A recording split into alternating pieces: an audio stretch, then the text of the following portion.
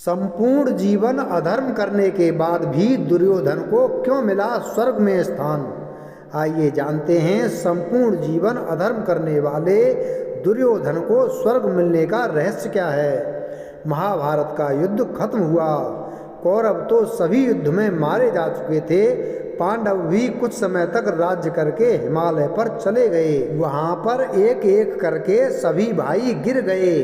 अकेले युधिष्ठिर अपने एकमात्र साथी कुत्ते के साथ बचे रहे और वे स्वर्ग गए। कहते हैं युधिष्ठिर जीवित ही स्वर्ग गए थे। वहां उन्होंने स्वर्ग और नरक दोनों को देखा। स्वर्ग में प्रवेश करते ही दुर्योधन दिखाई दिया। अपने भाइयों से भी उनका सामना हुआ। रास्ते में अन्य भाइयों को गिरते समय प्रश्न करने वाले भीम के मन में यहाँ भी जिज्ञासा उठी। पूछा, भैया दुष्ट दुर्योधन तो आजीवन अनीति का ही पक्ष लेता रहा। उसने अपने पूरे जीवन में कोई धर्म का काम नहीं किया जिसके पुण्य से उसे स्वर्ग मिला हो।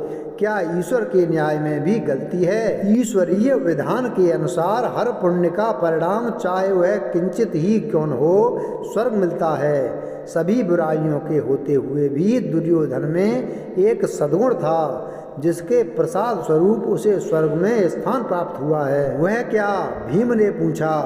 भीम की जिज्ञासा शांत करते हुए धर्मराज युधिष्ठिर ने बताया कि अपने पूरे जीवन में दुर्योधन का ध्येय एकदम स्पष्ट था। उसी उद्देश्य की पूर्ति के लिए उसने हर संभव कार्य किया।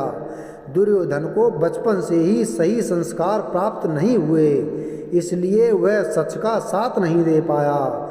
लेकिन मार्ग में चाहे कितनी भी बाधाएं क्यों न आई हों, दुर्योधन का अपने उद्देश्य पर कायम रहना, दृढ़ संकल्पित रहना ही उसकी अच्छाई साबित हुई। युधिष्ठिर ने बताया कि अपने उद्देश्य के लिए एकनिष्ठ रहना मनुष्य का एक बड़ा सद्गुण है। इसी सद्गुण के कारण कुछ समय के लिए उसकी आत्मा को स्वर्ग के सुख भोगने का अवसर प्राप्त हुआ है। युधिष्ठिर की बात सुनकर भीम की जिज्ञासा शांत हुई और कुछ समय दुर्योधन और पांडवों ने फिर एक साथ बिताया।